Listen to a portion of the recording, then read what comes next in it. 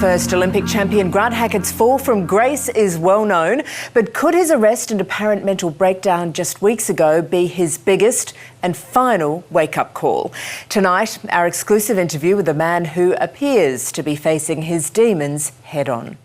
Hello, I'm Paul Barry. Welcome to mediawatch. And when you're about to face your demons, would Nine's A Current Affair be your interview of choice?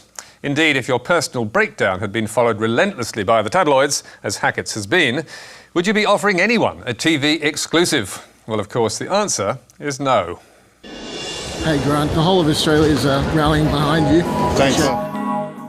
Yes, ACA's Face to Face, which it plugged breathlessly last week as an exclusive with Grant Hackett as he leaves the country on a mission to finally get his mind and his life back on track.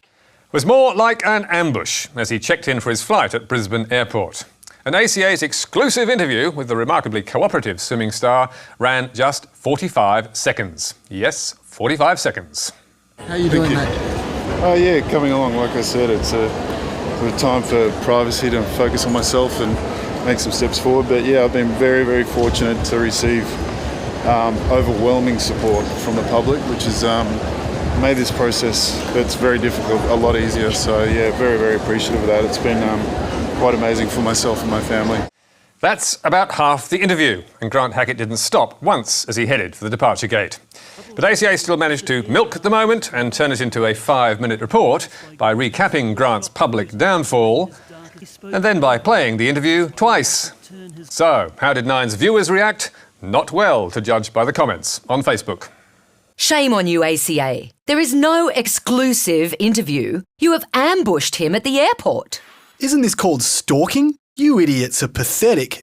Did you hear him, ACA? A time for privacy. Leave the bloke alone. But there's fat chance of that. And when Hackett got off the plane in LA 14 hours later, he had to run the gauntlet with Nine again. To his great credit, he handled it with gold medal class. But now, to kids with learning difficulties, and a programme that Today Tonight, the ABC and others in the media are keen to tell us will change those children's lives. It's quite incredible, really. I can see he's got a future now. He didn't have one before. It's the controversial program transforming the minds and lives of children with learning disorders. I literally get goosebumps every day at seeing some of the things that the students achieve. Last month, the designer of what Today Tonight recognised is a controversial programme, Canadian Barbara Arrowsmith-Young, was in Australia for a speaking tour, and she was met with a tsunami of adoring media coverage. This is such an exciting story. It's a beautiful story. It's a wonderful story. Thank you so much. It's wonderful to meet you. Thank you. Barbara Arrowsmith-Young has written an international bestseller about her struggle to overcome learning difficulties called The Woman Who Changed Her Brain. And for 35 years, she's been trying to help others do the same, with a program that's now being used in schools in Canada, the US, Asia and Australia. Here in Australia, the Arrowsmith program is now taught, in 21 schools? 23 here in Australia 23 in Australia now. Incredible. How does the program work? Well, the problem is there's no conclusive evidence that it does work, that is. To be sure, there's plenty of parents who believe in it, but there's also plenty of highly qualified critics. In 2015, Oxford University's Professor Dorothy Bishop warned, Arrowsmith lacks any scientific evidence for efficacy and has attracted criticism from mainstream experts in children's learning difficulties. Also in 2015, La Trobe University's Professor Pamela Snow levelled that charge and questioned why the Arrowsmith program was being introduced to some Victorian schools. To the best of my knowledge, the evidence in support of Arrowsmith comprises in-house research reports, conference poster presentations, and satisfied client testimonials. Yet it has been charging parents thousands of dollars over 3 decades in the absence of robust, independent, empirical data. And last month, only days before Arrowsmith's adoring Australian interviews, a Canadian human rights tribunal examining her program concluded, there is no scientifically rigorous, objective evidence that supports its efficacy, according to the evidence presented to the tribunal. So, cue some tough questions from the media when she touched down in Australia, wouldn't you think? And in Adelaide, she got some, from local radio hosts like Jade Robran on 5AA. There has been some critics, Dyslexic South Australia, has labelled the program neurobollocks, they said, with insufficient independent peer-reviewed research. And on ABC Adelaide, Ali Clark got her to respond to the same pithy comment. I would actually welcome people to go onto our website and look at the research that's been done. We have a number of studies that are independent. And are they peer-reviewed? Those ones that were done independently, they were peer-reviewed in the sense that they were presented at the American Psychological Association Convention and the Canadian Psychological Association Convention. But nowhere else in Australia, and certainly not on the ABC, in 5 other interviews, was a word raised in doubt. Not on ABC News Breakfast. Now, our next guest on the program this morning is a pioneer in neuroplasticity. Barbara Arrowsmith-Young has helped hundreds of thousands of children and adults overcome learning problems through an education program she designed. Not on ABC Perth. He's called you the Helen Keller of neuroplasticity. Is that... How do you feel about that? And not on ABC Melbourne. Barbara, your suffering has been put to good use. So, is that good enough? Well, no. Given that the promise of help will spark hope for parents of children with learning difficulties, we reckon the media needs to ask whether Arrowsmith-Young's controversial program does actually work. And 90% of the media failed to do that job. And now to a story involving Islam that Fairfax and parts of the ABC again failed to cover. And we're talking about the drama at Sydney's Punchbowl Boys High. Police in unmarked cars were this morning keeping the peace outside a school in crisis. In the last week, the principal of Punchbowl Boys High, Chris Griffiths, was sacked. Now his replacement, Robert Petruno, has been subjected to violent threats. "We're going to get you. We're going to you up, you dog." Last Thursday's Channel 9 News wasn't the only one to cover events at the troubled Western Sydney High School, after the principal was... stood down amid allegations that he refused to implement government de-radicalisation programs. And the story had already been big news in the Daily Telegraph for days. Hardline principal's school is off rails. This is a school, not a mosque. It had also made national headlines in The Australian, which had broken the story a week before. High school leadership dumped. 19 schools in New South Wales anti-extremist project as principal threatened. And in the meantime, on Radio 2GB, former ABC boss Mark Scott, who now runs New South Wales Education, had admitted to Ray Hadley that there was a problem. But things seem to have gone off the rails a bit there, hence the change. Would that be about the time the principal converted to Islam?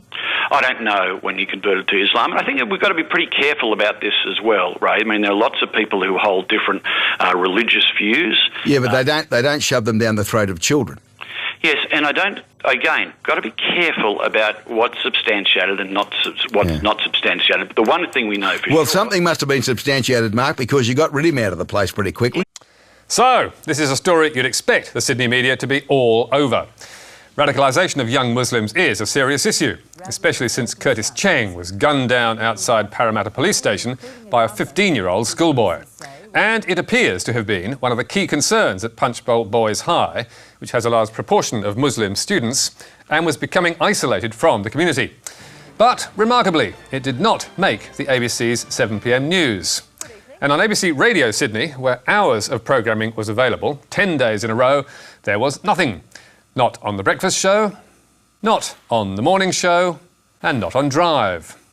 So why would Sydney's second most popular talk station ignore it? We asked ABC Sydney, and they told us they attempted to follow up the story, but... There were a number of claims that were difficult to substantiate, and in this case we treated the story with caution so as to make sure we upheld the high standards of accuracy which our audience expects. What about asking former ABC boss Mark Scott to come on? The story did finally get on the breakfast program this morning, and it was previously covered online and briefly in radio news. But the Sydney Morning Herald still hasn't mentioned it at all. And why is that? They told us they've written extensively about radicalisation before, and they added, "We make calls on what and when we will cover stories, and aren't influenced by what other media are doing. To suggest that there was any self-censoring for any reason is a nonsense." Or, as managing editor Stuart Washington told a reader who asked why the Herald didn't cover Kazar Trad's recent defence of wife-beating, "Thankfully, the Herald's news agenda is not set by Andrew Bolt or Paul Barry." Ouch. And finally, to what could have turned into a riot on the streets of Melbourne, Or so we were told by Fairfax Media and 7 and 9 News. Rival extremist groups have clashed outside the Melbourne Magistrates Court over the appearance of the controversial leader of the United Patriots Front. Large numbers of police were outside the Melbourne Magistrates Court as supporters of the trio faced off with anti-racism demonstrators. The anti-racism protesters outside court had a familiar battle cry, while supporters of the three accused included a knight, a soldier, a capped man with a borrowed slogan and a vocal group of flag bearers. But hang on a moment and let's take a closer look at what those supposed supporters of the United Patriots Front were wearing. Because those aren't actually genuine Australian flags. And nor are those genuine UPF supporters. That so-called triple flag is a trademark of the Million Flag Patriots, which is a satirical group that describes itself as the most prestigious, unbashable and patrioty neo-patriot group in Australia. And that's something 7, 9 and Fairfax Media could surely have picked up on from this speech outside the court. Didn't quite catch that in Fairfax Media's version. Luckily, the Million Flag Patriots shot their own video, complete with graphics. Cottrell is a puffy sociopath who lives with his mother and enunciates everything incorrectly. He is a shit. And if that Python-esque outburst weren't enough of a clue, the MFP's Clancy Henson, not his real name, claims they made it clear to the media they were only a joke. We did say we were satire. They were filming for the whole time. The cameraman was laughing. Just situationally, it was clear we weren't real. We were standing next to left-wing protesters with no protest between us. And to cap it all, had 9, 7 or Fairfax bothered to do a quick search on Million Flag Patriots, they could have found videos like this. Come to the Children's Flag-Burning Family Day Barbecue, organised by the Million Flag Patriots. Yep, it's certainly wacky stuff. But how could you be fooled? Especially when Melbourne's Herald Sun had no trouble reporting it right. Clancy Hanson's theory is the media knew, but still went ahead. I believe they deliberately packaged us as being racist anyway. They did that because it made for an easier presentation. And of course, a much better story, with the threat of conflict. But 9 and 7 both told us that is not true, and it was cock-up rather than conspiracy. 7's reporter was apparently inside the court, while its camera crew was outside filming. Fairfax Media did put a note on the story to say the Patriots might be parody, but they clearly forgot to warn the person making the video. And finally, if you haven't already seen it, and I know it has been everywhere, have a laugh at this, as a BBC Live interview with Professor Robert E. Kelly is interrupted by, well, wait and see. Scandals happen all the time. The question is, how do democracies respond to those scandals? And what will it mean for the wider region? I think one of your children has just walked in. I mean, shifting sands in the region. Do you think relations with the North may change? I would be surprised if they do. Pardon me. My apologies. What's this going to mean for the region? My apologies.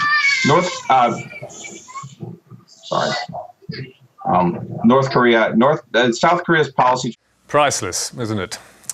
And you can read more about tonight's stories on our Facebook page or our website, where you can get a transcript, find statements from 7, Fairfax and the ABC, and download the programme. You can also catch up with us on iView and contact me or MediaWatch on Twitter. And don't miss Media Bites every Thursday on Facebook, Twitter and our website, and also on iView. But for now, until next week, that's all from us. Goodbye.